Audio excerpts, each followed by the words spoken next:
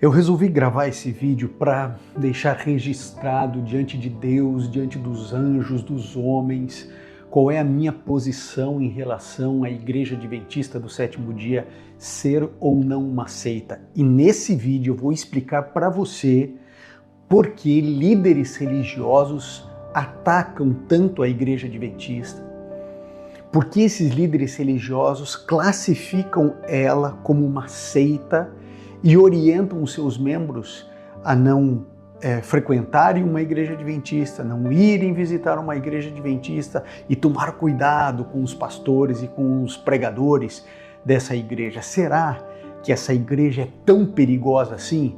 Bom, você sabe que existem milhares de igrejas, né? Você sabe, aqui no Brasil, no mundo, milhares de denominações. Agora, por que focam tanto atacando uma igreja que tem algumas coisas que nenhuma outra tem? Vamos lá.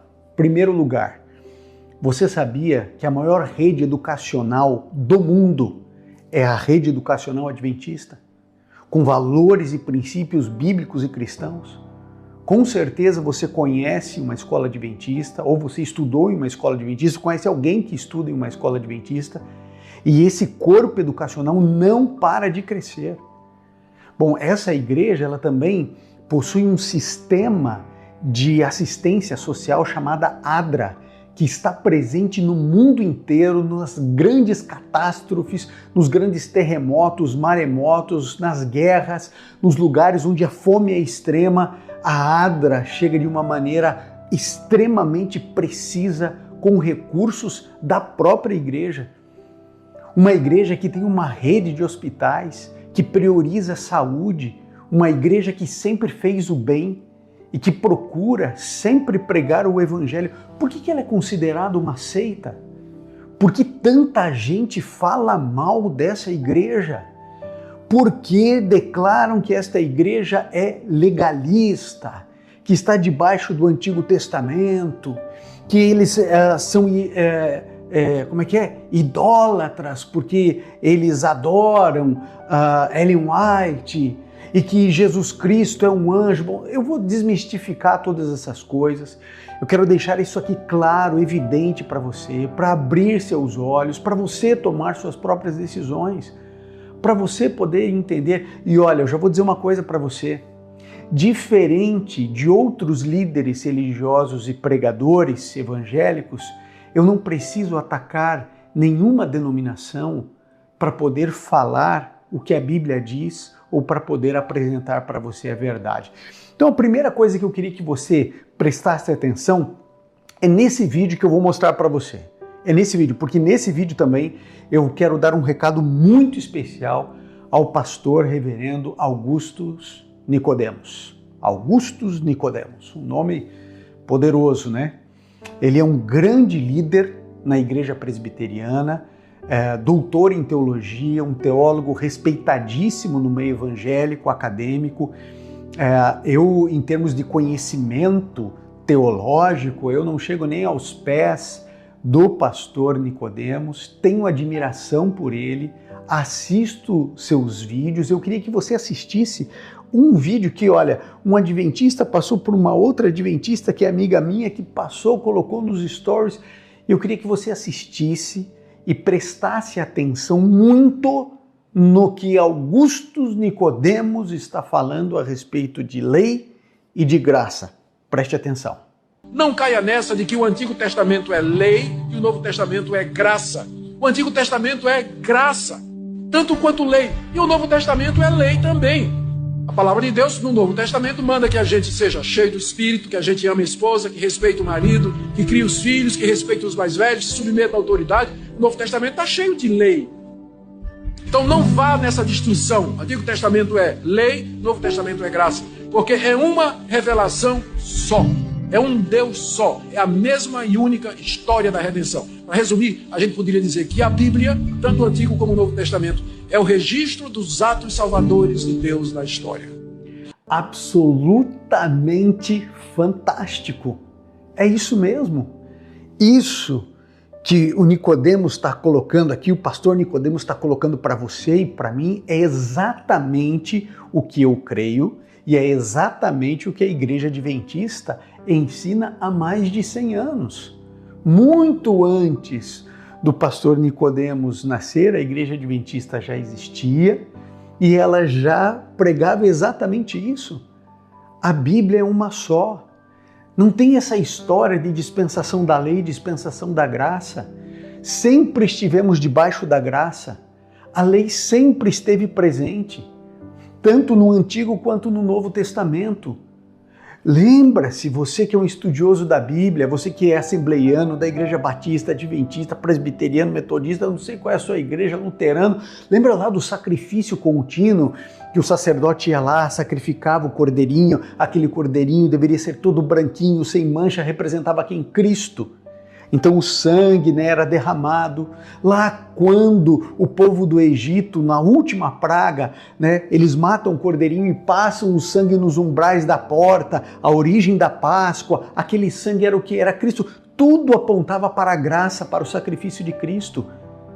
Agora, presta atenção, você não pode sair aqui desse vídeo porque eu vou te explicar no final por que líderes evangélicos falam tanto que a Igreja Adventista é uma seita. E eu percebo que o preconceito não é dos membros evangélicos, não é dos crentes, do corpo de Cristo, dos líderes. Que medo é esse que os líderes evangélicos têm da Igreja Adventista?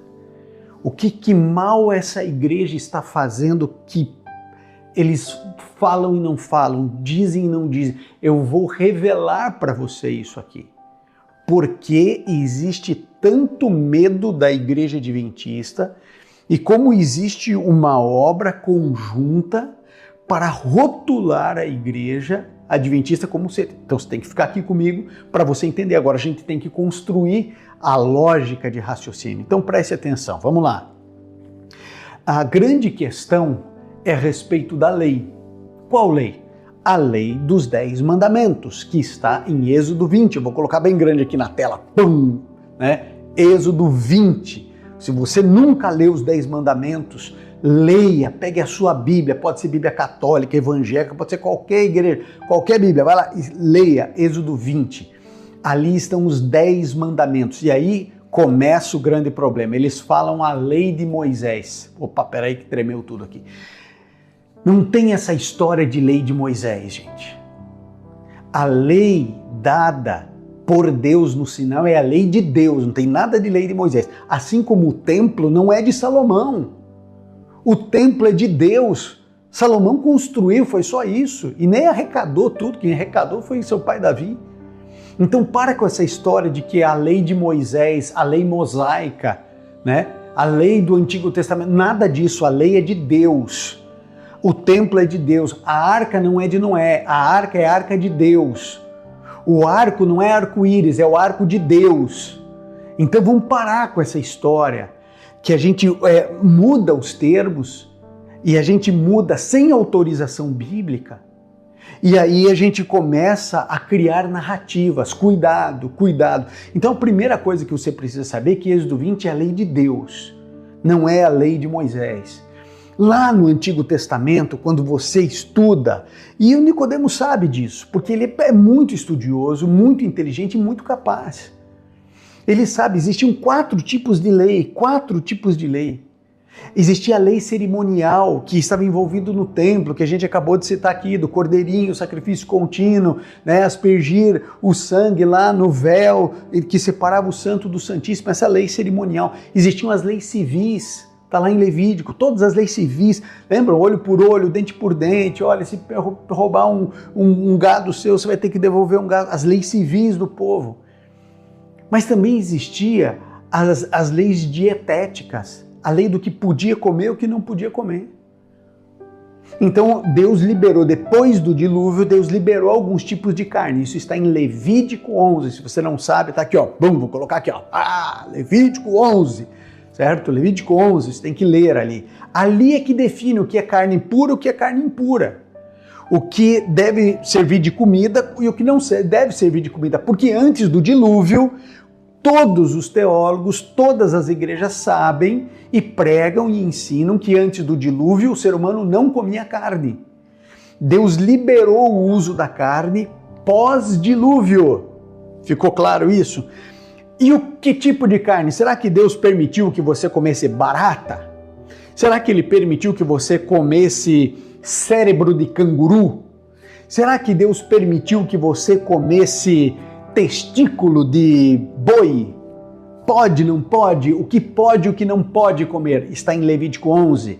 Essa é a lei dietética, a lei de saúde. Existia a outra lei, que é a lei moral, que é Êxodo 20.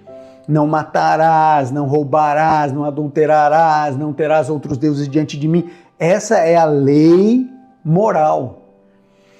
E obviamente que quando Jesus Cristo, que é o Cordeiro de Deus que tira o pecado do mundo, morre na cruz, a Bíblia diz que o véu do templo se rasgou de cima e embaixo, e aí então acabou o sacrifício. Você não precisa mais sacrificar cordeirinhos, porque o verdadeiro cordeiro veio e morreu em nosso lugar. Acabou, não tem mais sacerdote, não tem mais sumo sacerdote, não tem mais necessidade do sacrifício. Acabou. Então se rasgou de cima e embaixo. A lei cerimonial acabou. A lei civil do povo de Israel não existe mais. Aqui no Brasil nós temos as nossas leis civis. Nos Estados Unidos eles têm as leis civis deles, na Alemanha eles têm as leis civis deles, em cada lugar tem as suas leis civis, certo? Então isso não usa mais. Agora, a lei de saúde, esses líderes evangélicos não querem seguir. E aí eles usam vários textos, né? Mas eles dizem que não pode. Ok, é uma interpretação deles. Eu vou respeitar, sempre vou respeitar. É uma interpretação deles. Para mim, a lei de saúde ainda é válida.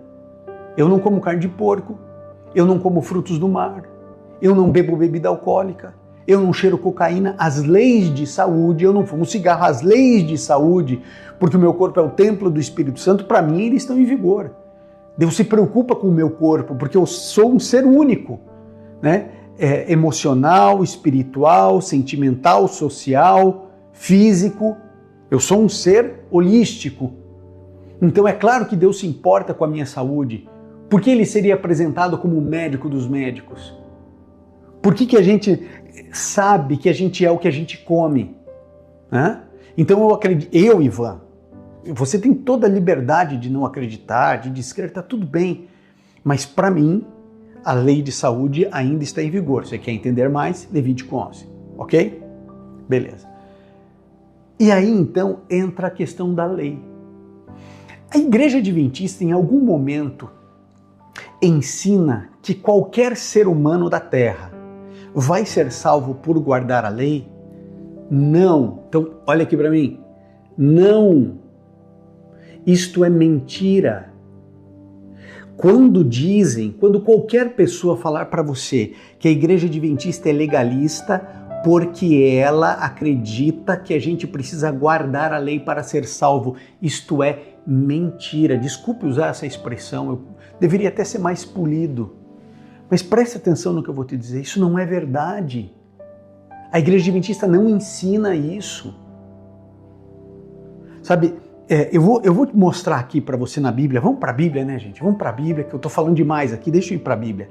Olha só, Romanos, tá, gente? Aqui, Romanos. Aliás, deixa eu te falar aqui, ó. Sabe essa Bíblia aqui que eu uso? Essa Bíblia aqui é a mesma Bíblia que os líderes evangélicos, os pastores usam, viu? É a mesma Bíblia. Aliás, essa aqui, eu não comprei essa Bíblia aqui na CPB, na Casa Publicadora dos Adventistas, não é isso? Eu comprei isso aqui, ó, na internet, certo? Eu comprei essa Bíblia aqui. Essa Bíblia tá antiga aqui já. Tá comigo há muitos anos, tá toda destruída. É da editora Thomas Nelson, certo? Ela é da versão NVI, Nova Versão Internacional, não tem nada a ver com a Igreja Adventista. Eu uso a mesma Bíblia que esses outros líderes usam. Mesma versão, mesma coisa. Você pode ter essa mesma Bíblia. Vou até deixar o link aqui nos comentários para quem quiser. Essa Bíblia está aqui, para você saber que eu gosto dessa Bíblia. Eu já te falei por quê, né? Porque a página é mais grossa, dá para escrever, etc. E eu vou ler aqui para você em Romanos, no capítulo 3. Tá? Preste atenção aqui, ó, no versinho 27. Olha só. Onde está então o motivo da vanglória? Então você está acompanhando comigo? Romanos 3, 27. Onde está então o motivo da vanglória? É excluído. Baseado em que princípio? No da obediência à lei? Não, mas no princípio da fé. Agora presta atenção. Pois sustentamos que o homem é justificado pela fé, independente da obediência da lei. Então, a Bíblia declara que o homem é justificado pela fé, independente da obediência da lei. Então, eu posso ser justificado independente da obediência da lei? Posso. Eu preciso guardar os mandamentos para ser salvo? Não. 1000 vezes não. Ivan, como que é isso? Por quê? Até mesmo membros da Igreja Adventista têm confusão a respeito dessa situação. Deixa eu explicar para você. A Bíblia diz que o mandamento é santo, justo e bom. Os 10 mandamentos. Lei moral. Santo, justo e bom. Eu sou santo? Não. Eu sou justo? Não. Eu sou bom? Não. Então, como que um ser que não é santo, não é justo e não é bom, vai observar corretamente uma lei que é santa, justa e boa? Não dá. Aliás, o apóstolo João declarou isso quando ele disse: olha, se você diz que não peca, você é mentiroso. Não está a verdade com você. Aquele que diz que não peca, mente e faz Deus mentiroso, o que é pior, né? Que além de mentir, ainda faz Deus mentiroso, porque Deus diz que todos pecamos, né? E que carecemos da graça de Deus. Então, a nossa salvação não depende da guarda da lei. Agora, o apóstolo Paulo, ele continua. Olha só o que diz aqui, verso 31. Anulamos então a lei, já que eu posso ser salvo sem guardar a lei, que é o que aqui a gente acabou de ler. Será que eu posso então não guardar a lei? Não estou nem aí, quero que se lasque a lei. Vamos lá.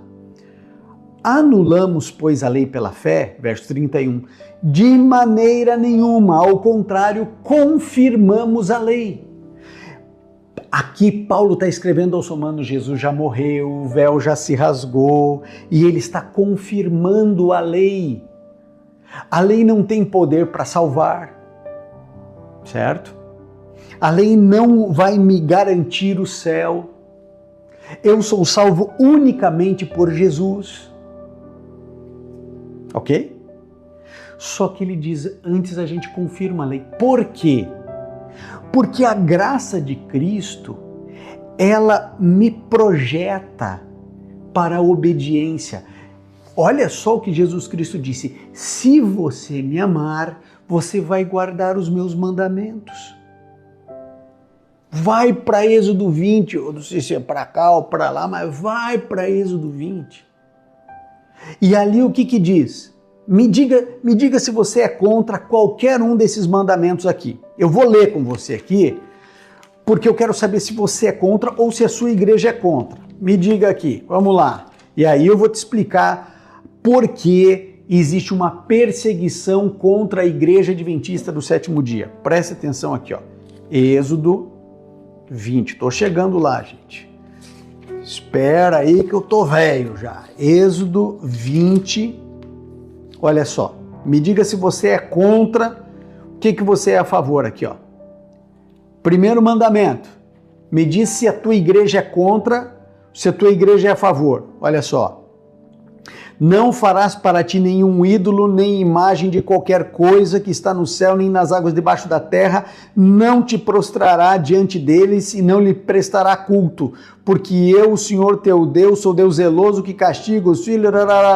A tua igreja, ela ensina você a não fazer imagem de escultura para adorar. Então, o mandamento está em vigor. Tua igreja ensina isso, não ensina? A minha também. A tua igreja ensina? A minha igreja também. Vamos lá. 2. Olha só o que diz aqui. Não tomarás o nome do Senhor teu Deus em vão. tua igreja ensina que pode falar o nome de Deus em vão, pode respeitar, ou ela ensina que pode respeitar? Então a tua igreja está dizendo que está válido isso aqui. Sim ou não? Que mais aqui? Não tomarás o nome. Olha só. Não terás outros deuses diante de mim. Me fala aqui.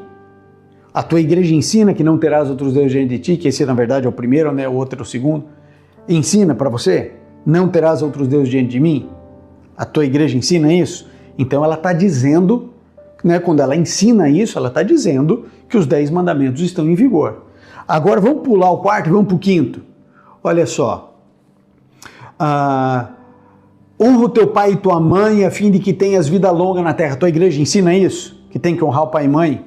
Ótimo. Então, a sua igreja, não importa se é Assembleia de Deus, se é batista, se é presbiteriana, se ela é metodista, se ela é menonita, se ela é luterana, pentecostal, ok? Honra o teu pai e tua mãe. Depois, não matarás. A tua igreja ensina não matar? Ok. Não adulterar. A tua igreja ensina? Ok. Aqui está nos 10 mandamentos também. Não furtarás. A tua igreja ensina isso? Então a tua igreja está dizendo que os 10 mandamentos estão em vigor e eles de fato estão.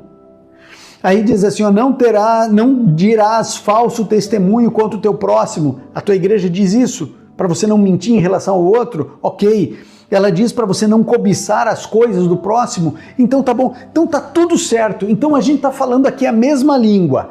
A seita adventista diz que isso aqui está em vigor. E todos esses mandamentos a sua igreja também ensina. Então tá tudo certo. Você acabou de ver Augusto Nicodemos dizendo que sempre teve lei, sempre teve graça e a gente concorda numa boa. Só tem um problema e aqui está a razão pela qual existe tanta perseguição dos líderes religiosos em relação à igreja adventista do sétimo dia. É o quarto mandamento que eu pulei. O quarto mandamento diz, lembra-te do dia do sábado para santificá-lo. Trabalharás 6 dias e nele farás todos os teus trabalhos, mas o sétimo dia é o sábado dedicado ao Senhor teu Deus. Nesse dia não farás nenhum trabalho, nem tu, nem teus filhos, nem tuas filhas, nem teus servos, nem as servas, nem os animais, nem os estrangeiros que morarem nas tuas cidades, pois em 6 dias fez o Senhor os céus, a terra, o mar e tudo que neles existe, mas ao sétimo dia descansou. Portanto, o Senhor Deus abençoou o sétimo dia e o santificou. Esse é o quarto mandamento. E aqui é que se rasga tudo. Porque, veja, todos os evangélicos do Brasil e do mundo concordam que a gente não precisa mais sacrificar cordeirinho. Todos os evangélicos do mundo concordam que a gente não precisa mais seguir as leis civis de Israel. Todos. Agora existe uma ruptura onde, na lei de saúde, aí se divide. E há uma ruptura, não nos 10 mandamentos, só em um mandamento. Porque os 9 mandamentos, todos os evangélicos, pentecostais, neopentecostais, tudo quanto é igreja, não importa que igreja você frequente, defende os 9 mandamentos, menos um. Menos um. Que é o sábado. Só que daí, deixa eu explicar, aí que o bicho vai pegar. Agora, olha, e fica aqui comigo porque depois eu quero falar diretamente com Augusto Nicodemos, aqui eu reputo como um homem de Deus. Eu vou dar um recado aqui para ele. E esse vídeo vai chegar, eu espero. Talvez ele nem me conheça, né? Mas não tem problema. Eu conheço ele e gosto muito dele. E o recado que eu vou dar para ele é do meu coração. Mas eu acho que vale a pena você ouvir esse recado. Eu acho que vale a pena. Olha só, ouvindo Augusto Nicodemos, e eu ouço, vejo vários vídeos dele aqui, ele realmente é muito coerente. E eu não estou dizendo isso da boca para fora em hipótese alguma. Eu reputo ele um homem de Deus. Veja, eu não leio corações, né, nem mentes, pensamentos, mas pelos seus frutos os conhecereis. E eu realmente acredito que ele é um bom homem, um homem de Deus. Eu o respeito. E assistindo um vídeo dele a respeito do dízimo, ele estava justificando a prática do dízimo no Antigo Testamento com a seguinte argumentação, de que o dízimo antecede o que ele chama de lei de Moisés, ou lei mosaica, que eu já falei que não é lei de Moisés, é a lei de Deus, tá? Mas ele diz assim, não é antes, por quê? Porque quem primeiro dizimou na Bíblia foi Abraão, quando ele dizimou do despojo de uma batalha que ele participou para salvar lá o seu sobrinho Ló, certo? E aí ele dizima para Melquisedeque, né, sacerdote de Salém e tal. Então ele diz o seguinte, olha, nada tem a ver com a lei, né, com a lei de Moisés e com todos aqueles ritos, porque isso vem antes da lei de Moisés. Ok. Então, para justificar a possibilidade do dízimo nos nossos dias, evoca-se que o dízimo antecede a lei. Ok. Então, Augusto Nicodemos, eu posso usar o seu mesmo argumento para falar a respeito do sábado, que antecede a lei, seja ela de Deus ou mosaica? Simples. Quando a gente vem no relato da criação, aliás, antes mesmo do homem pecar, a gente descobre algo maravilhoso, que diz o seguinte, em Gênesis 2, 1 em diante, diz: assim foram concluídos os céus e a terra e tudo que neles há.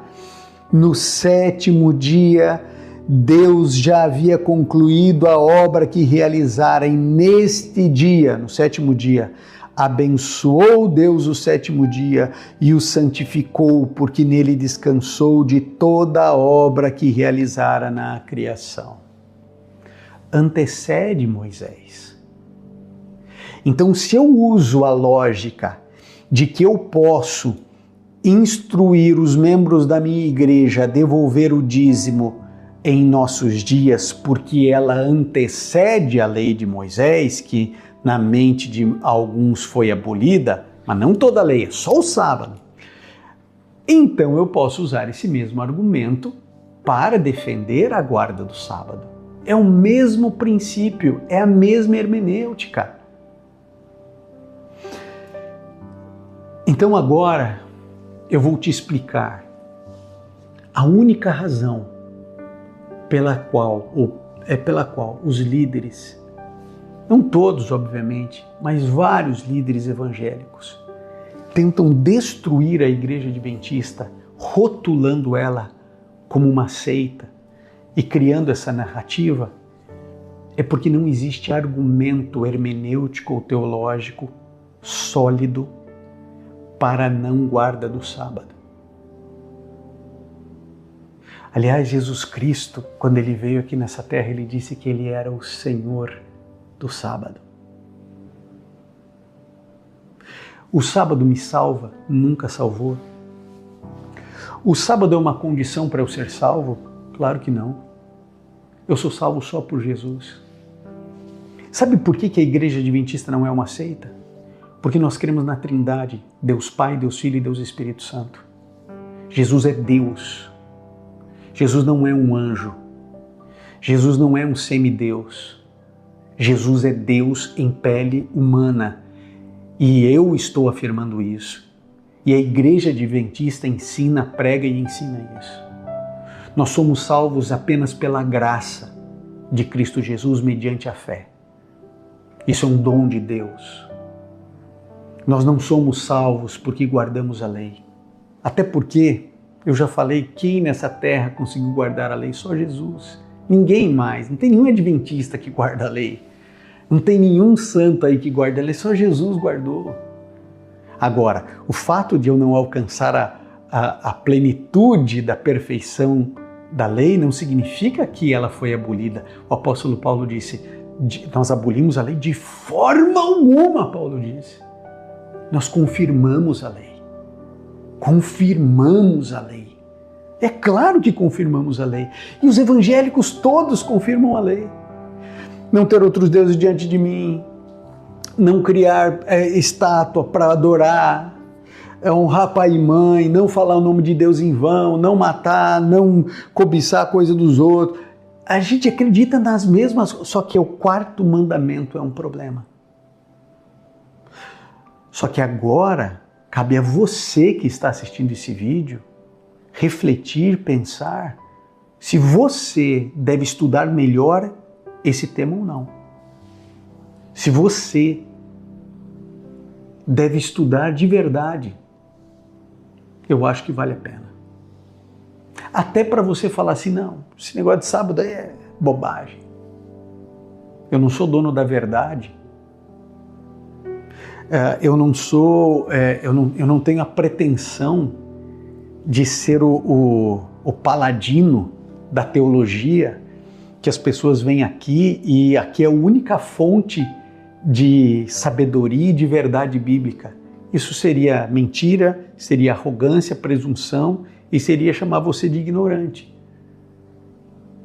Mas eu acho que a gente precisa aprender a discordar de ideias sem atacar pessoas. E sabe por que eu agora vou me reportar ao reverendo pastor Augusto Zico Lemos? Porque eu gosto dele. Porque se eu não gostasse, eu nem citaria o nome dele aqui. Então, pastor, deixa eu falar uma coisa para o senhor.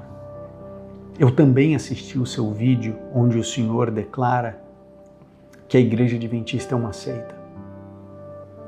Eu também assisti. Acredite no que eu estou dizendo para o senhor. Sua pesquisa sempre é muito boa. Mas quando o assunto foi Igreja Adventista, deixou a desejar. E eu falo isso com tristeza. Porque eu sei da sua sinceridade. Se o senhor soubesse quantos adventistas ficaram magoados com o senhor, que gostam do senhor como pessoa, como indivíduo, que oram pelo senhor, que querem o seu bem. Sabe, o fato de nós interpretarmos textos de maneiras distintas, por exemplo, o senhor acredita no batismo infante, no batismo de bebês, mesmo sem o senhor ter um texto bíblico onde o senhor aponte isso, porque não existe. O senhor afirma que a circuncisão foi substituída pelo batismo. Então, vocês batizam bebês como substituição da circuncisão. Mas o senhor não apresenta um único texto bíblico. Então, o senhor tem uma compreensão de batismo diferente, porque o batismo é para a remissão dos nossos pecados. O batismo é algo individual, onde a pessoa tem que ter consciência. Nós temos interpretações diferentes. Agora, não é por causa disso que eu vou dizer que a Igreja Presbiteriana é uma seita, porque vocês têm uma compreensão teológica diferente da minha. O senhor não precisa fazer uma série destruindo uma igreja que tem milhões de membros no mundo, que tem um papel relevante na sociedade, que atua em assistência social, minorando o sofrimento dos pobres, tendo uma rede educacional onde milhares de presbiterianos estudam, porque ali é um lugar decente, um lugar contra ideologia de gênero, um lugar onde os valores cristãos, os princípios bíblicos são apresentados. O Senhor magoou muita gente. E sabe, eu tenho certeza que o Senhor é um homem de Deus. Certeza absoluta. Eu não quero parecer arrogante, porque eu posso ter muitos defeitos e espero que esse não seja um deles. Mas eu gostaria que o Senhor repensasse, reestudasse sobre a Igreja Adventista do Sétimo Dia. Eu não sou a pessoa apropriada para o senhor conversar, embora estou à disposição, mas eu não sou a pessoa apropriada porque eu acho que a Igreja Adventista tem teólogos muito mais capazes do que eu para poder falar com o senhor. E o que eu vou dizer agora, o senhor como acadêmico sabe muitas vezes melhor do que eu. Quando a gente faz uma pesquisa, a gente precisa ir em fontes primárias. E quando a gente não está entendendo a fonte primária, o Senhor tem à disposição o nosso centro teológico em São Paulo, no Paraná, na Bahia, no Pará. Nós temos centros teológicos, nós temos a Casa Publicadora, onde os nossos editores estão à disposição para explicar para o Senhor o que a Igreja Adventista crê, para que o Senhor não fale nos seus vídeos em verdades, que eu sei que não é por má intenção, tenho certeza absoluta disso. Mas não é verdade as coisas. A Igreja Adventista nunca ensinou que Jesus Cristo é um anjo. Assim, quando o Senhor fala que Jesus é o Cordeiro que tira o pecado do mundo, o Senhor não está falando que Jesus é um animal. Quando a gente fala, quando a Bíblia diz que Jesus é o leão da tribo de Judá, a gente não está falando que Deus é um animal. Concorda comigo? Quando a gente apresenta o Espírito Santo como uma pomba, a gente não está dizendo que o Espírito Santo é uma pomba. A interpretação teológica da Igreja Adventista é que essa expressão de Arcanjo Miguel é uma expressão que se refere a Jesus quando ele está vestido para a batalha. Segundo Apocalipse 12, segundo o livro de Judas, isso é uma interpretação. Em momento algum a Igreja Adventista acredita que Jesus é um Deus menor, ou que Jesus é um semideus, ou que Jesus é um anjo. Nós não ensinamos isso não é verdade. Então, se o Senhor tiver qualquer dúvida a respeito da crença adventista, veja, eu não estou dizendo aqui que a Igreja Adventista é perfeita, que o corpo de doutrinas da Igreja Adventista é perfeito, porque não é. E não é mesmo. Aí a Igreja Adventista não tem a doutrina perfeita? Obviamente que não. Óbvio. Por quê? Porque a igreja é constituída de homens falhos, pecadores, limitados. E isto é uma crença adventista, inclusive, de que a vereda do justo, o conhecimento do justo é como a luz da aurora que vai brilhando mais e mais até ser dia perfeito. Então, a compreensão da interpretação bíblica não está fechada para a Igreja Adventista, está aberta, está querendo dizer o seguinte: olha, a gente pode acertar, a gente pode errar, a gente está sempre procurando entender melhor, existem coisas que não estão claras, ninguém é dono da verdade, porque a verdade é uma pessoa, Jesus é a verdade, ninguém é dono de Jesus, nós estamos querendo viver na verdade. Então, pastor, eu falo para o Senhor como um admirador do trabalho que Deus faz através da sua vida. O Senhor é um doutor da lei muito profundo, como Nicodemos, lá em João 3. Imagino que milhares de vezes, milhares, milhões de vezes já falaram isso para o Senhor.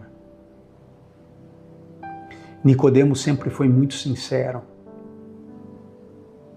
como eu creio que o Senhor também é. Eu espero que a mensagem, se é que vai chegar no Senhor, que essa mensagem, humildemente, abra os seus olhos para que o Senhor veja que os adventistas lhe amam, lhe respeitam. E não só os membros, pastores, líderes.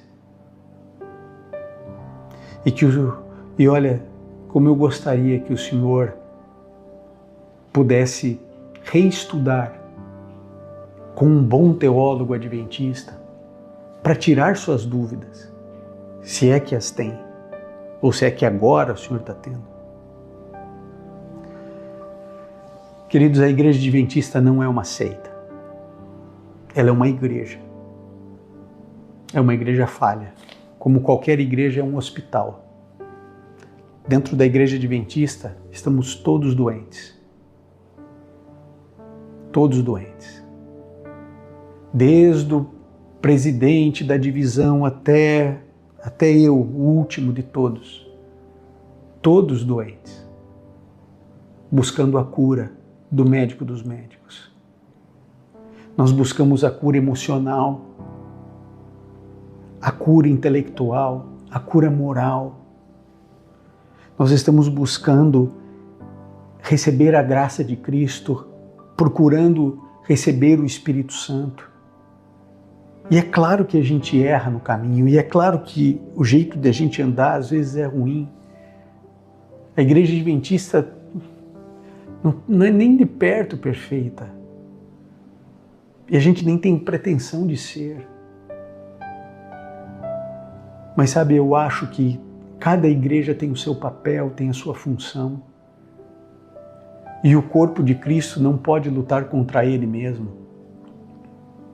E porque eu sei dos meus irmãos presbiterianos, e olha, quando eu era pequeno, eu ia com meu amigo Patrick na Igreja Central Presbiteriana, ali no centro de Curitiba, bem pertinho da Rua 24 Horas, né? Tem presbiterianos aqui. Sempre fui muito bem recebido. Quantos irmãos meus presbiterianos estão aqui nesse canal, acompanham, participam. A Igreja Presbiteriana é uma bênção, como a Igreja Batista é uma bênção, como a Igreja Batista da Lagoinha é uma bênção. O pastor André Valadão não precisa atacar essa igreja sempre o amou. Eu estava trabalhando na TV Novo Tempo e ajudei a receber o pai do pastor André Valadão, porque ele queria conhecer a TV Novo Tempo, porque ele estava formando, criando uma TV. Ele queria um know-how e nós o recebemos com amor cristão. E ensinamos e mostramos tudo o que podíamos e aquilo que ele precisou. A gente não precisa se atacar. A gente não precisa pisar um no outro só porque um entende versos da Bíblia de uma maneira e outros entendem de outra. Um dia no céu, Deus vai reunir todo mundo e falar assim, vocês estavam tudo errado. E eu amei todos vocês. E eu cuidei de todos vocês e vocês estão salvos aqui pela minha graça. Espero que essa mensagem ajude você. Se você quiser entender e compreender mais a respeito da guarda do sábado, eu vou colocar um sermão que eu coloquei ali, 2 razões para você não guardar o sábado. Porque eu não vejo as pessoas usando as 2 razões mais lógicas para você não guardar o sábado. Eu vou colocar esse sermão aqui, se esse é um assunto que te interessa, que você quer se aprofundar mais, quer conhecer mais, esse sermão aqui eu acho que vai te ajudar a compreender algumas coisas a respeito da guarda do dia do sábado. Um grande abraço a você, fique com Jesus, que Deus nos abençoe. Vamos orar. Bondoso Pai, obrigado pela Tua graça, pelo Teu amor, pela Tua proteção. Cuida de todos nós e nos ajude, Senhor. Reúna os Teus filhos sinceros de todos os cantos e que a gente se ame, se perdoe. Em nome de Jesus. Amém. Sermão chegando para você, não sei se eu tenho que apontar para cá ou para cá, mas vai ter um sermão chegando para você sobre o sábado. Um grande abraço. Fique com Jesus. Tchau.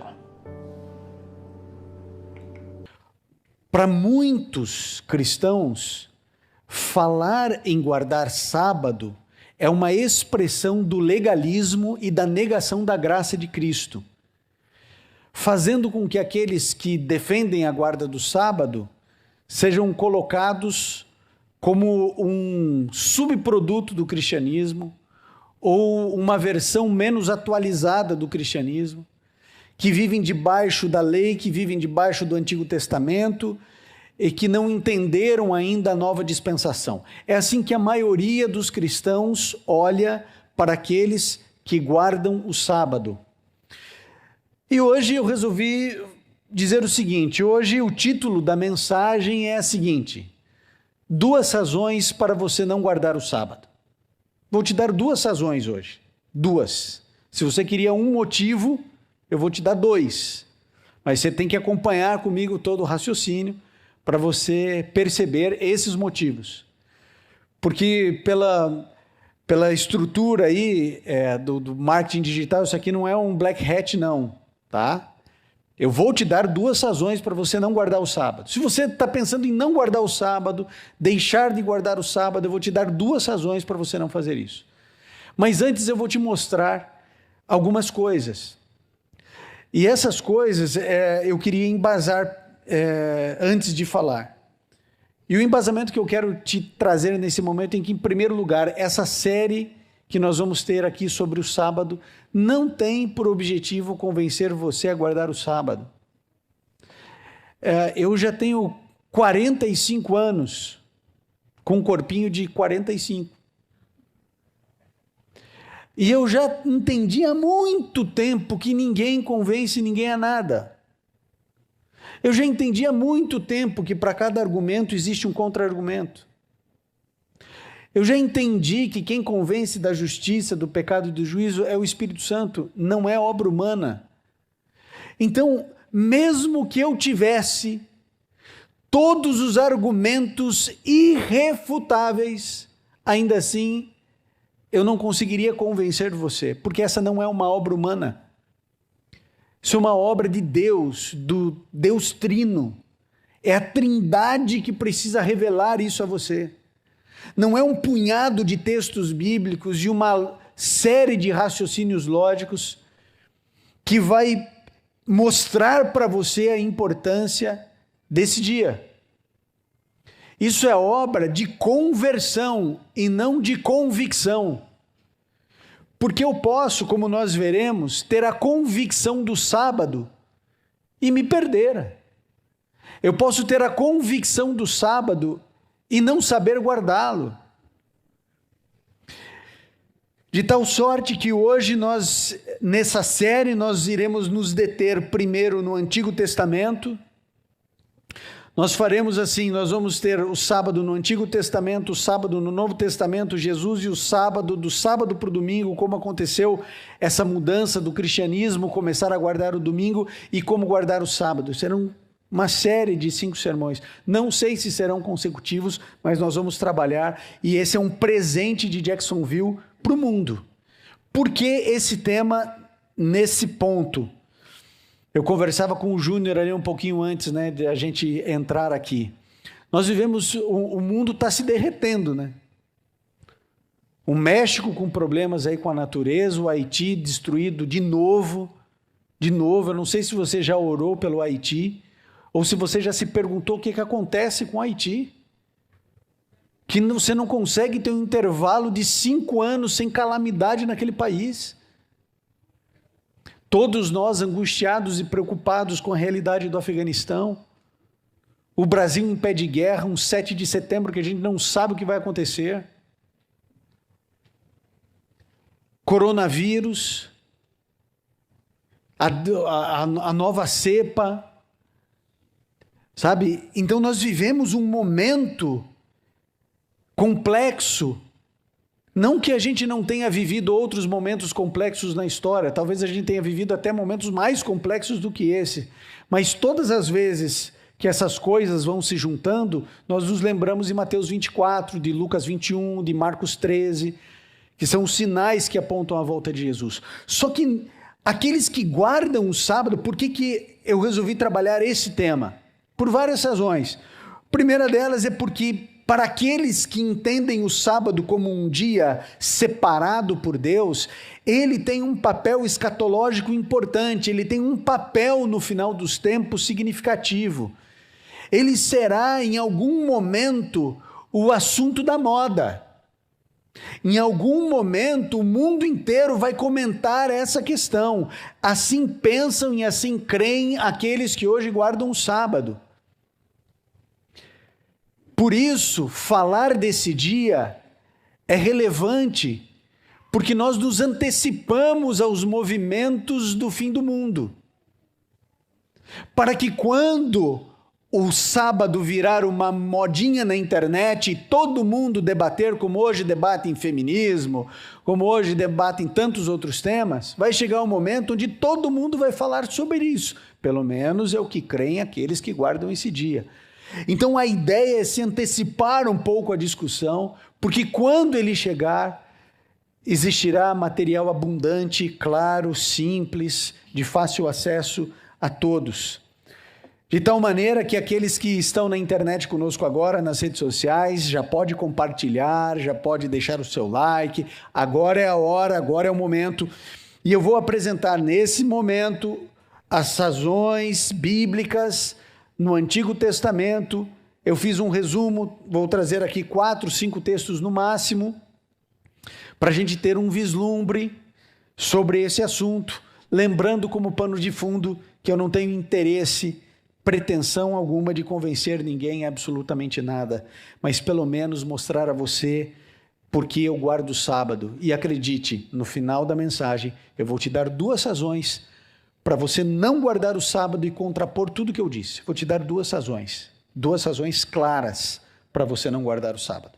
Muito bem, abra sua Bíblia agora no livro de Gênesis, porque quando a gente fala de sábado, a gente precisa ir na origem desse tema. Gênesis 2, 1 e 3. Gênesis, capítulo 2, primeiro livro da Bíblia. O mundo acabou de ser criado. Você sabe, nós cristãos cremos na criação. Deus criou o mundo em 6 dias.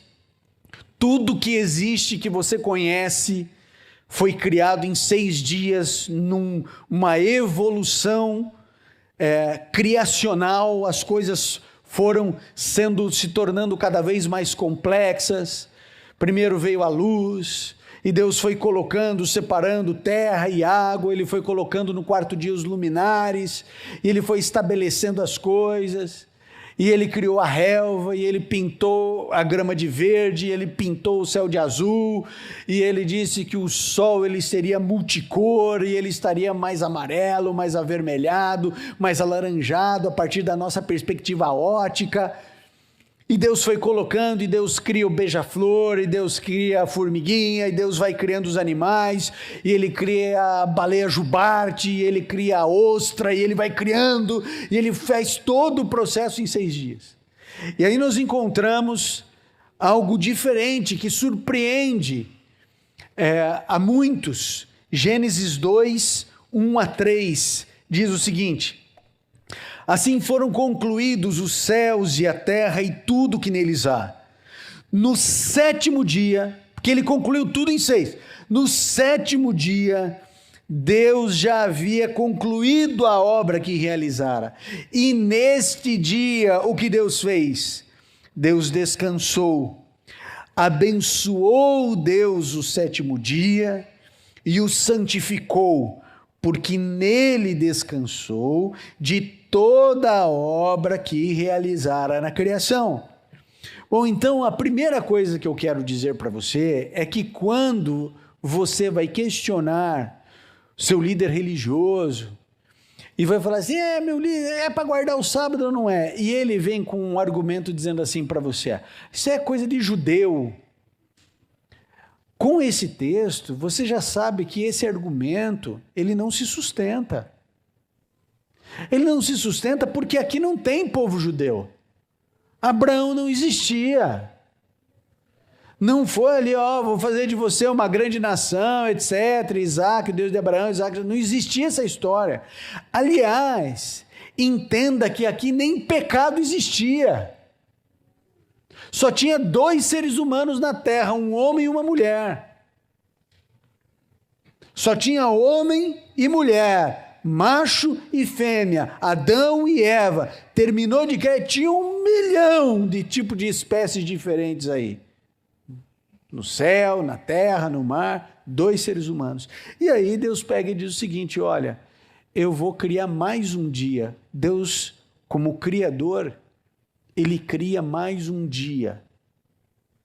Porque o ciclo semanal poderia ser encerrado em 6 dias. E estava tudo certo. Ele criou em 6 dias, a semana poderia ser de 6 dias. Mas Deus, pela soberania dele, Ele escolhe criar um dia a mais. Ele poderia ter criado o 8º dia, o 9º dia, o 10º dia e fechar um ciclo semanal de 10 dias. E descansar no 10º dia. Ou não descansar em dia nenhum, porque Deus não se cansa. Ou você acha que Deus fica suado, cansado, e fala assim, oxa, hoje a humanidade me deu trabalho, hein? Tá doido. Só o Júnior eu tive que levar 3 vezes de acidente de trânsito. Você acha que é assim? Deus se cansa?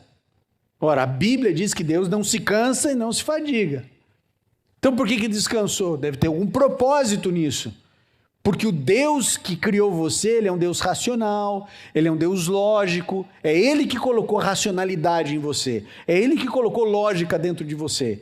Nós poderíamos ser como uma ameba. Uma ameba não filosofa. Uma ameba não produz poesia, rima, métrica. Mas ele coloca dentro de nós senso estético, razão, emoção, os que são sentimentos. O amor, por exemplo, é um sentimento extremamente sofisticado. Tanto que criança não sabe amar, a gente tem que ensinar a criança a amar, porque ela não sabe amar. Ela não sabe se doar, ela não sabe se entregar, e amor é entrega. Amor é sacrifício, todo ato de bondade exige mortificação do eu, exige autossacrifício, todo ato de bondade exige a negação do eu. A criança não sabe, você precisa ensinar, porque é um sentimento sofisticado. Amebas não amam, amebas não se sacrificam. Deus cria você com razão. Então, quando você vê que um Deus que não se cansa, descansou, você tem que pensar, tem alguma coisa aqui que Deus quer me dizer. Há alguma razão para um Deus que não se cansa descansar. Ele cria um dia que não existia. O primeiro dia não existia, nem o segundo, e ele vai criando, e cada dia com um propósito. E chega o sétimo dia também tem um propósito. E nesse dia, Deus escolhe descansar. E porque Ele é Deus, Ele resolve santificar esse dia. E porque Ele é Deus, Ele resolve abençoar esse dia. Isso não significa que os outros dias da semana não sejam abençoados, mas Deus escolheu dar uma bênção específica sobre o sétimo dia. Eu sou um filho caçula, mas Deus disse que existia uma bênção especial para primogênitos. Dancei. Não tenho essa bênção, tenho outras. Mas a bênção da primogenitura eu não tenho, porque eu não sou o primogênito. Quer brigar, brigue com Deus, quer discordar, quer levantar bandeira, cartaz, vai lá, cria assim, eu não concordo com a bênção da primogenitura. Mas foi Deus que estabeleceu uma bênção específica na primogenitura. Deus escolheu dar uma bênção específica para esse dia. E foi o que você leu, é o que eu leio. Deus escolhe abençoar esse dia, Deus escolhe santificar. O que é santificar? Do kadosh, do hebraico kadosh, que significa separar. Deus pegou de todos os dias do 7, Ele pegou o sábado, Ele separou. Opa, não é igual. Ele separa o 7º dia. Ele separou, Ele abençoou e depois Ele diz o seguinte, tem mais. Esse dia eu vou tornar santo. Daí aparece, depois de 6.000 anos, um belo mancebo para ir na internet para dizer o seguinte, parem de endemonizar pessoas por causa do sábado, isso aí não precisa guardar coisa nenhuma, isso aí é coisa do Antigo Testamento, isso é coisa...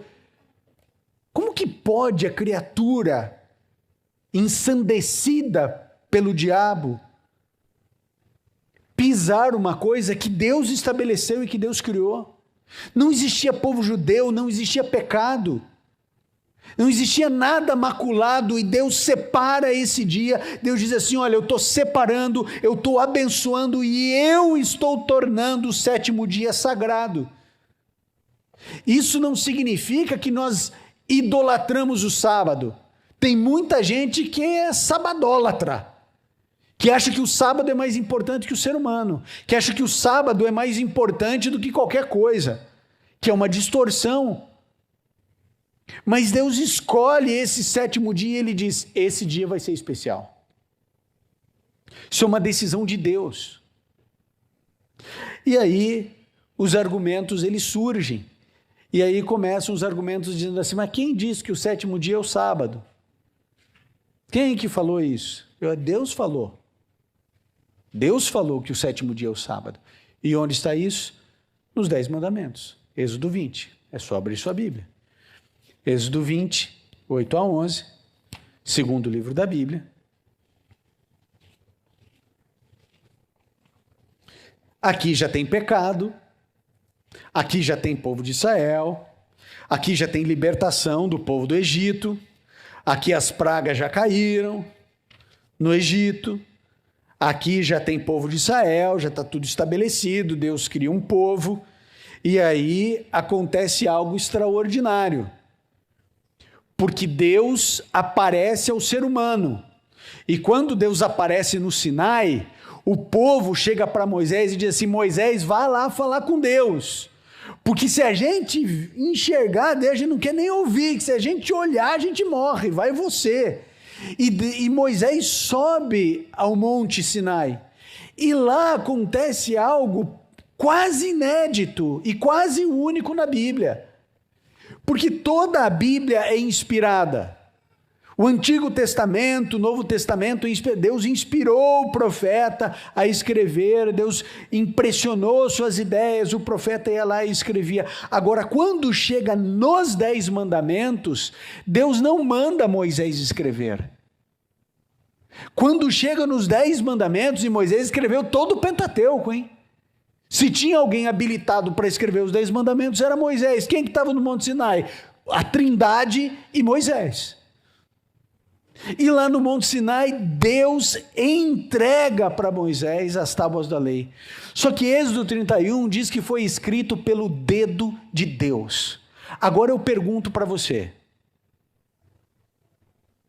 o que é mais relevante? Um texto onde Deus inspira o outro a escrever e o outro escreve com as suas características, com a sua capacidade intelectual, com as suas emoções, com o seu tudo na linguagem humana. O que é mais relevante? Aquilo que Deus inspira ou aquilo que Deus escreve? Por que Deus faz essa diferença? Ele queria dizer o seguinte: olha, meu amigo, toda a escritura é inspirada, a Bíblia é a minha palavra, só que tem um trecho que eu não vou deixar ninguém escrever. Eu não vou delegar para ninguém.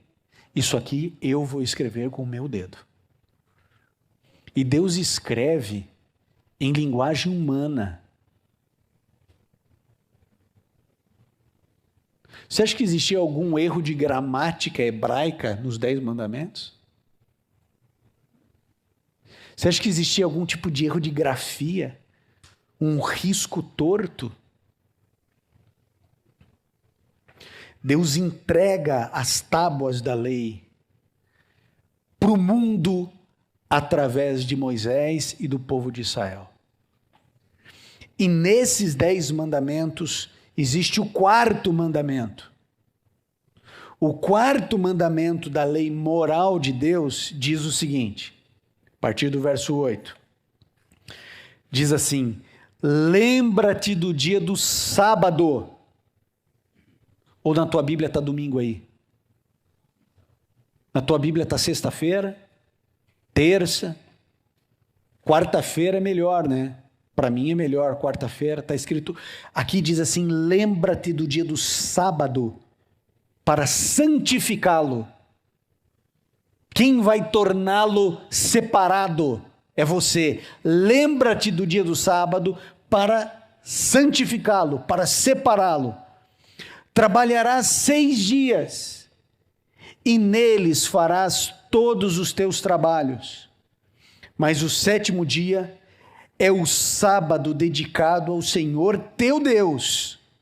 Nesse dia não farás trabalho algum, nem tu, nem teus filhos, ou filhas, ou teus servos ou servas, nem teus animais, nem os estrangeiros que morarem em tuas cidades, pois em 6 dias o Senhor fez os céus, a terra, o mar e tudo que neles existe, mas no 7º dia descansou. Portanto, o Senhor abençoou o 7º dia e o santificou.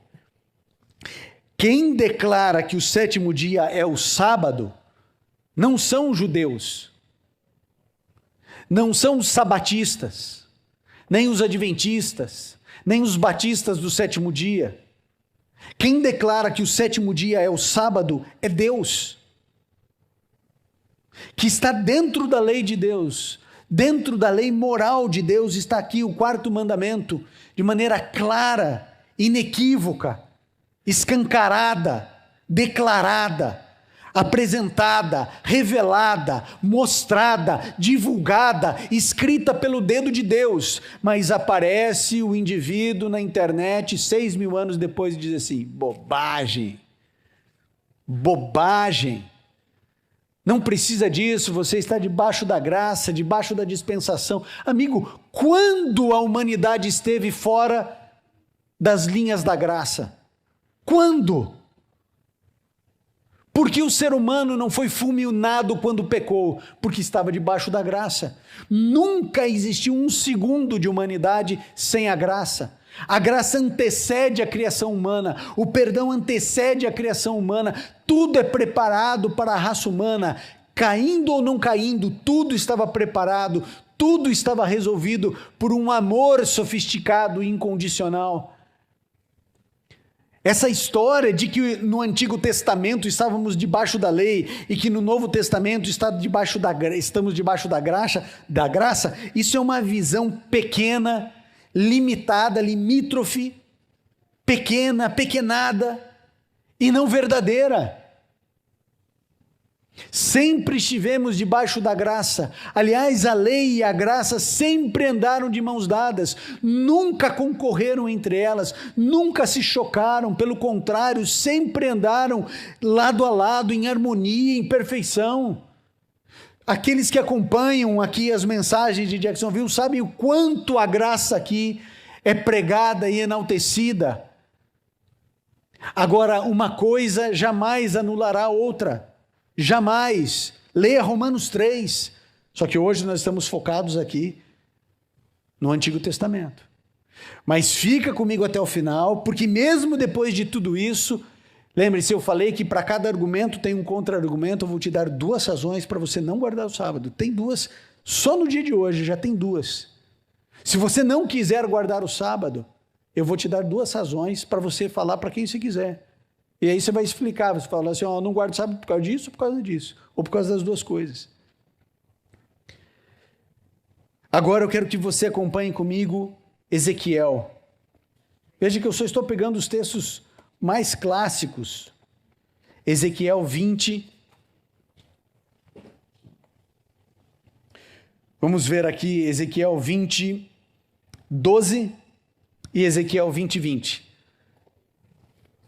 Olha só o que diz aqui Ezequiel 20, 12 e Ezequiel 20, 20. Tá? 2 textos, 20, 12 e 20, 20.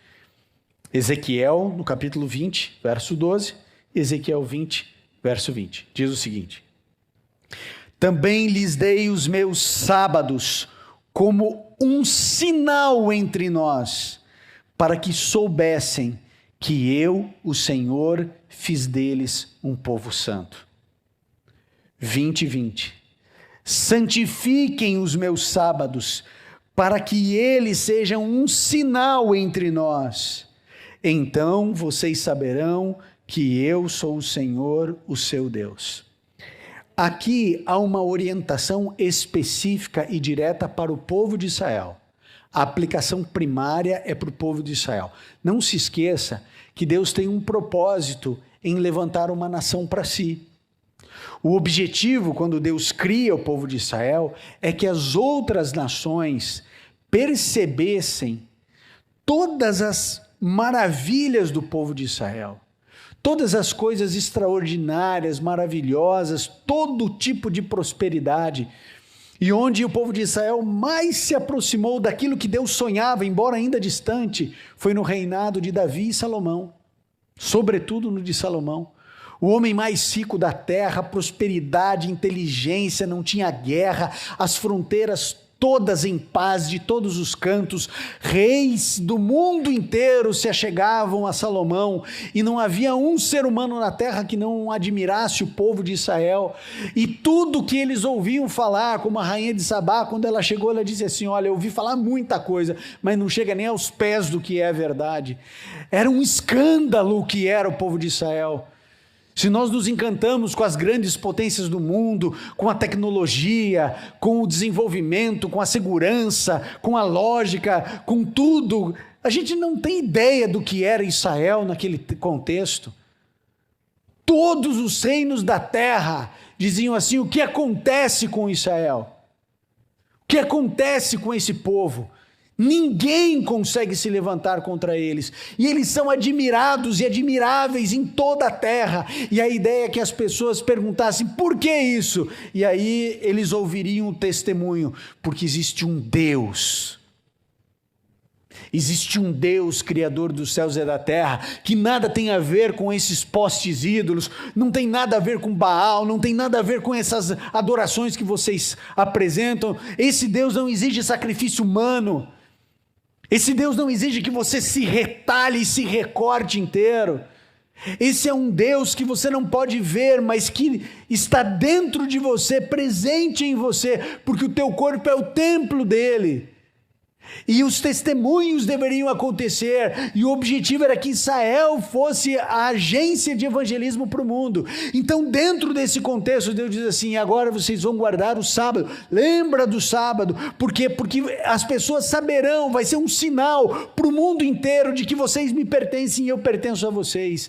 Deus escolhe o sábado para ser isso. Ele poderia ter escolhido qualquer outra coisa, mas Deus é soberano, e ele chega para Ezequiel e diz assim: eu dei para vocês os sábados, para que o mundo saiba que existe um sinal, um símbolo, uma bandeira, para mostrar essa aliança, essa relação entre quem eu sou e vocês que são o meu povo, para que o mundo se converta. Então o sábado era um sinal para evangelismo e para demarcar espaço, porque o sábado ele é extremamente democrático.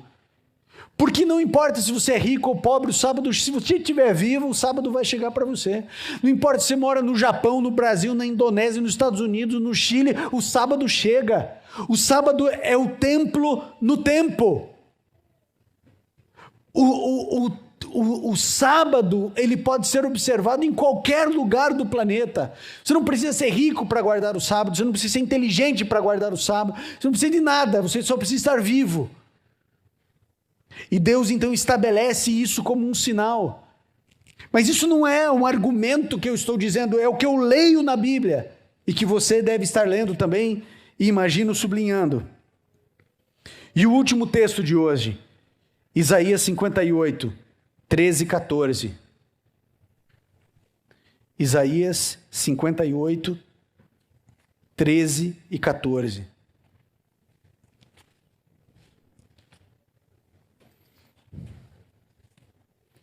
Isaías 58, 13 e 14,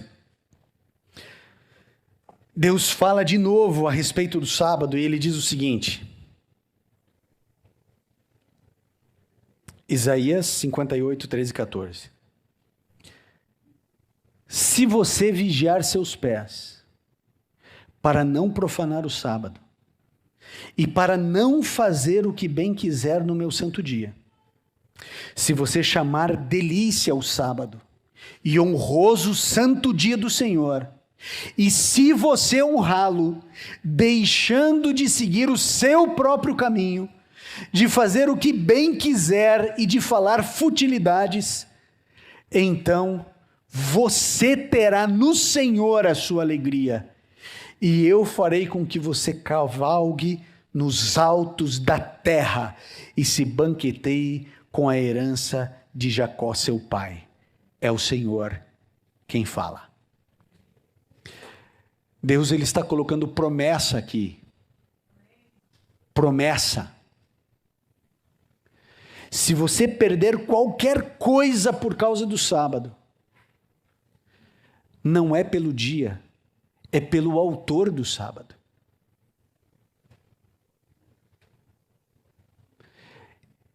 Eu não digo que o sábado é mais importante que os meus sonhos, mas o autor do sábado é mais importante que os meus sonhos.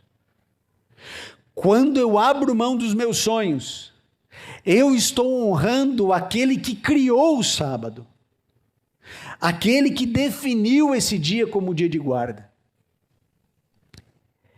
E aí então há uma promessa, que você vai entender o que significa ter no Senhor a sua alegria.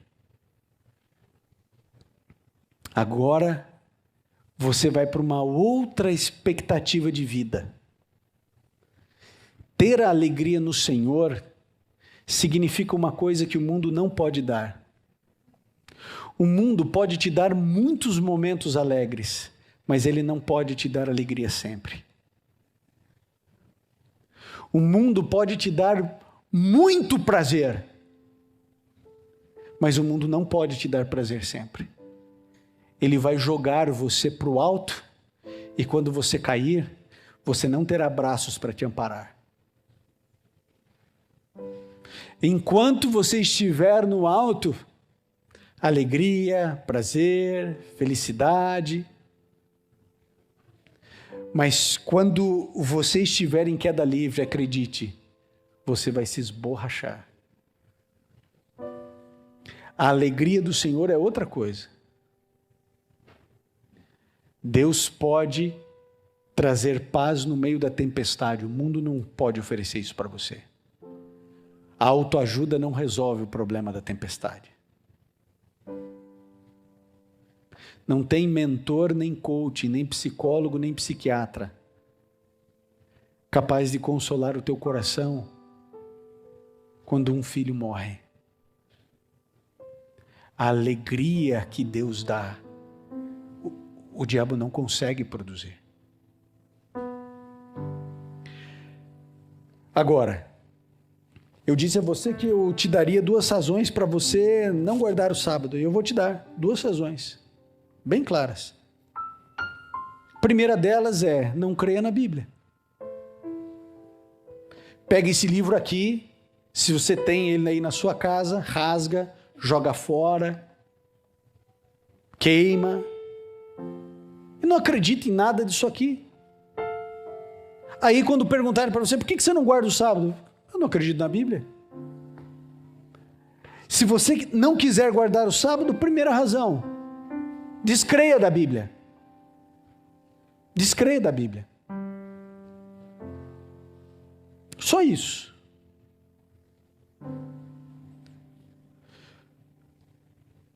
Sabem, quando eu acompanhava o Arautos do Rei, eu fazia algumas introduções de sermão, de pregação, e era sempre para muita gente, e sempre gente de todas as crenças ali. E eu começava a minha introdução falando de sábado.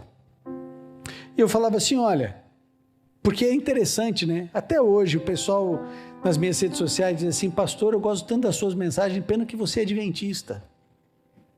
Ah, dó. Não combina essa igreja com você. Sai dessa seita. Sai desse buraco aí que você está. Gosto tanto de ouvir, mas não entendo. E eu digo assim, olha, para mim é muito simples, amigo. Já te dou a segunda razão. Para mim é muito simples. Eu creio nisso que eu disse para você. É o que eu acredito. Mas se eu estiver errado, e acredite, eu erro muito mais do que acerto. Se eu estiver equivocado, por amor cristão, você deveria me mostrar o meu erro. E você deveria me mostrar na Bíblia onde está dizendo para eu guardar o domingo, ou a sexta-feira, ou não guardar dia nenhum. Você deveria me mostrar o caminho certo, porque se você é meu irmão em Jesus, e você está vendo que eu estou equivocado, você está vendo que eu estou tendo uma crença totalmente errada, e você tem mais luz do que eu, você tem mais espiritualidade do que eu, você tem mais conhecimento do que eu, diante do Senhor, você é responsável por chegar em mim e falar assim, Ivan, olha aqui, está aqui, assim, assim, assim, e me explicar. Agora, venha com os textos bíblicos. E quando você me trouxer pelo menos um texto bíblico dizendo que é para guardar o domingo, se você me trouxer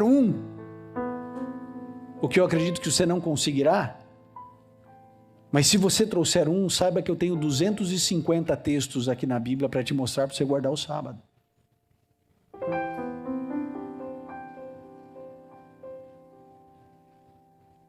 Mas você não acha Agora, se achar, me mostra aqui.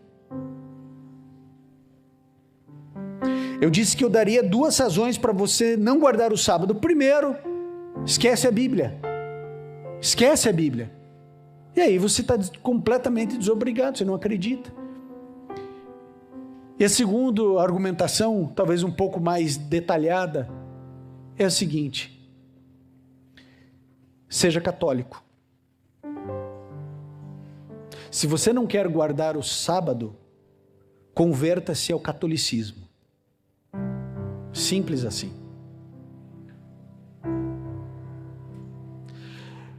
Porque agora eu quero falar de maneira muito especial com os meus irmãos evangélicos. Você que é da Assembleia de Deus, você que é da Igreja Quadrangular, Metodista, Batista, Presbiteriana, Luterana, Maranata, Deus é Amor, Universal, Mundial. Quero falar com você. Por que na sua igreja você não tem ali uma imagem de Santo Antônio? Por que você não tem uma imagem da Virgem Maria na sua igreja? Me diga, você que é evangélico, por que você não se prostra diante de um santo? Me diga. Sabe por que você não se prostra diante de uma imagem? Porque você observa o primeiro mandamento. Lembra que eu leio os 10 mandamentos de Êxodo 20? O primeiro mandamento diz: não terás outros deuses diante de mim, não farás imagem de escultura, você não vai adorar, nem que existe em cima do céu, nem embaixo da terra. Você guarda o primeiro e o segundo mandamento, você não tem outro Deus, você não adora nenhuma imagem. Aí quando você vai nas suas palestras, nas suas igrejas sobre educação de filhos, e sobre pais educando os filhos, alguém levanta o terceiro mandamento. Nós não podemos em momento algum tomar o nome de Deus em vão. Então, meu filho, para de ficar falando meu Deus aí para tudo. Oh my God, oh my God, oh my God. Aí falar my gosh para dar. Aí depois pula o quarto mandamento, arrisca, aí fala assim: agora sim, aí ó, honra pai e mãe. E você vai ensinando e educando os teus filhos nos mandamentos. Você explica para o teu filho por que a gente não adora santos. Por que a gente não venera santos? Por que nas nossas igrejas não tem imagens com fins de adoração? Quando tem uma imagem de Jesus, etc., essa imagem não é com fins de adoração. Se tem uma cruz na sua igreja aí, evangélica, pentecostal, ninguém sai lá adorando aquele objeto. Então é assim, você não acha, e eu falo isso com profundo respeito, porque eu quero lembrar aqui a vocês, toda a família, minha família paterna é católica, e eu respeito a crença de todos. Aqui não tem nenhuma crítica ao catolicismo nesse momento. O que eu estou dizendo para você é que os católicos, eles são coerentes, porque no catecismo deles diz para você guardar domingos e festas, e eles guardam o domingo. Agora, você que é evangélico, que não é católico, segue uma doutrina católica. Não é no mínimo incoerente isso? Então é assim, você segue os mandamentos. Você segue 1, 2, 3, 5, 6, 7. Cadê o quarto? Não, quarto. Não, daí é debaixo da lei. Aí agora a gente está debaixo da graça. Sabem qual é o grande problema, amigo? O grande problema é que as pessoas querem a religião como se fosse um self-service. Isso presta, isso não presta, isso eu quero, isso eu não quero, isso eu estou com vontade de comer, isso eu não estou com vontade. E a gente pega o que quer. E sabem o que acontece? Os grandes líderes evangélicos do maior país evangélico do mundo, que é o Brasil, não querem o sábado. Por isso, eles dizem para você não guardar. Só que eu quero lembrar a você que a salvação é individual. Não é o padre, não é o bispo, não é o pastor, não é o apóstolo que vai levar você para o céu, viu? É a sua relação com o Senhor Jesus. Então é assim, se você não quer guardar o sábado, converta-se ao catolicismo, aí você vai ser coerente, porque a doutrina de se guardar o domingo é uma doutrina católica. E o argumento que sempre usam para você é o seguinte: porque Jesus morreu no domingo, logo nós transferimos todas as solenidades do sábado para o domingo. Esse é o argumento estabelecido, fundado pela Igreja Católica e repetido na boca dos líderes evangélicos do Brasil.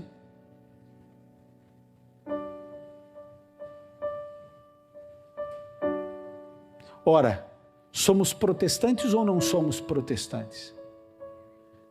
Um protestante protesta. Protesta contra o quê? Contra quem?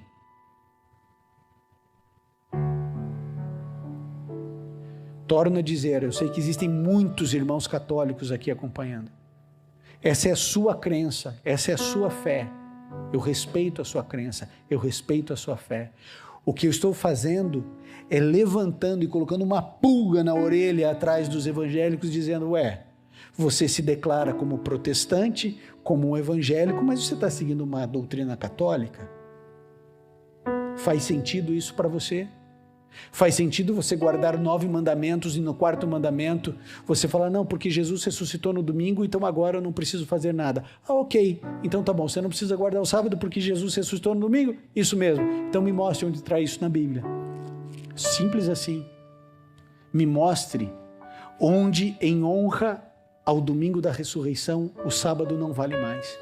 Me diga onde está isso na Bíblia. Se você não sabe, e eu sei que você não sabe, pergunte ao seu pastor. Quando ele te falar assim, não, mas é porque Jesus ressuscitou no sábado, você fala assim, então agora é só do sábado, virou domingo? Isso mesmo. Me mostra, pastor. Me mostra onde quem que estabeleceu isso? Foi o Paulo, Pedro, o próprio Jesus, quem sabe Maria, mãe de Jesus, quem declarou isso? Peça para ele. E você vai descobrir um indivíduo gaguejando na sua frente. É como uma mulher esses dias na internet dizendo assim, pastor, e bem intencionada, dizendo assim, pastor, mas os suicidas não herdarão o reino dos céus. Eu falei assim, cresci na igreja ouvindo isso. Eu falei assim, que bom. Qual é o texto da Bíblia? Não sei, está na Bíblia. Eu falei, não, mas mostra o texto. Ela falou, não, está no Apocalipse. Eu falei assim, onde no Apocalipse? Dá um texto aí, pastor, está no Apocalipse. Eu falei, qual o texto? Porque eu quero ler que os suicidas não entrarão no reino dos céus, porque você falou que estava na Bíblia. E eu quero saber, porque eu não conheço qual é o texto. Mas é o Apocalipse. Eu falei assim, é o 22:15? É esse aí. Então não tem aqui suicidas. Não, mas me falaram que tinha. Eu falei, pois falaram para você que tinha, mas você nunca abriu em Apocalipse 22:15. Você nunca leu. Então quando chega alguém para você e diz o seguinte, não, a gente guarda, não o sábado, a gente guarda o domingo por causa da ressurreição de Jesus, você tem que falar assim, então me mostra na Bíblia. Não adianta você falar assim para mim, está na Bíblia. Porque na Bíblia tem quase 1000 páginas aqui dentro. Onde é que está na Bíblia? Eu preciso saber onde é que está isso na Bíblia. Então, se você quer 2 razões para não guardar o sábado, eu te dou. A primeira delas é para você não guardar o sábado, desconsidere a Bíblia toda. Pronto, resolveu o problema. Não quer guardar o sábado? Converta-se ao catolicismo. Porque o catolicismo acredita nisso. Não tem a base bíblica, mas é a crença. E quando entra no campo de crença, aí eu coloco os meus 2 pés para trás, porque isso não me compete. É a crença dele. Eu posso concordar, discordar. Por exemplo, eu creio na Trindade e a Igreja Católica crê na Trindade. Não tem problema nenhum. Nós cremos na mesma coisa. Agora, existem coisas dentro do catolicismo que eu não acredito. Então eu não posso ser católico. Agora, eu começar a absorver as crenças católicas, como por exemplo a guarda do domingo, me deixa ser católico. Simples assim. Amigo, nós estamos só começando uma série. Tem muito mais chumbo grosso por aí. Isso aqui foi só estalinho. A gente vai para o Novo Testamento, a gente vai para aquele negócio de que meu pai trabalha, Jesus falando, meu pai trabalha desde sempre, eu também trabalho. Jesus dizendo, eu sou o Senhor do sábado. A gente vai conversar a respeito desse negócio de pegar espiga no sábado, de tirar boi no meio do buraco no sábado. A gente vai ver as distorções do sábado, as coisas boas e as coisas ruins que as pessoas fizeram com o sábado, que é uma coisa boa. A gente vai descobrir o que Maria, mãe de Jesus, tinha em relação ao sábado, o apóstolo Paulo, Pedro, a gente vai descobrir tudo isso aqui. Mas eu senti no meu coração que agora chegou o momento de que as coisas sejam clarificadas e mostradas. Portanto, se de alguma maneira essa mensagem fez sentido para você, compartilhe, mande nos seus grupos, leve. Eu sei que um sermão como esse vai acontecer muitas coisas, como o sermão da semana retrasada, que eu falei sobre a carne de porco, apanhei que nem cachorro. Devia apanhar que nem porco, não que nem cachorro. Apanhei, primeiro estava tudo calmo. Eu falei assim, o que aconteceu? Ninguém me batendo. Foi só questão de tempo. Eu sei que esses sermões, eles mexem, incomodam. Mas é aquilo. Vocês querem que eu pregue coisas que não estão na Bíblia? Queridos, eu queria que você, nesse momento, para a gente encerrar, que você imaginasse a eternidade. Você tem um céu a ganhar e um inferno a perder. Você precisa imaginar como será quando um dia estivermos num outro lugar, numa outra realidade, onde a gente não vai mais ter dor, onde a gente não vai mais ter lágrima, onde a gente vai estar perto de Jesus, onde nós estaremos reunidos com as pessoas que nós amamos e nunca mais vamos nos separar, onde ninguém mais vai ter tranca dentro de casa, onde todos os alimentos serão puros, onde todos nós seremos irmãos, onde não haverá mais dor, inveja, raiva, desespero. Imagine um lugar perfeito. Esse lugar existe. Ele não é obra da ficção humana. Há uma promessa na Bíblia, dizendo que Jesus voltará a essa terra, e que quando Ele voltar a essa terra, Ele nos levará para a eternidade. E nós então olharemos face a face o nosso Criador. E todas as nossas dúvidas serão dissipadas. Todos os nossos medos acabarão. Todas as nossas angústias terão o seu lugar apenas no passado. E é para lá que nós estamos indo. Só que Jesus Cristo, antecipando só um versinho, Jesus Cristo olhou para toda a multidão que o seguia naquele momento e disse assim: se me amardes, guardareis os meus mandamentos. Você me ama?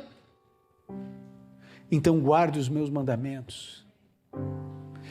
A hora, querido, é de nós escolhermos o lado que queremos estar. Esse é o momento. Esteja ao lado de Cristo. Imagine a salvação, imagine a eternidade. Imagine a alegria de estarmos perto do nosso Salvador. Que Deus nos abençoe.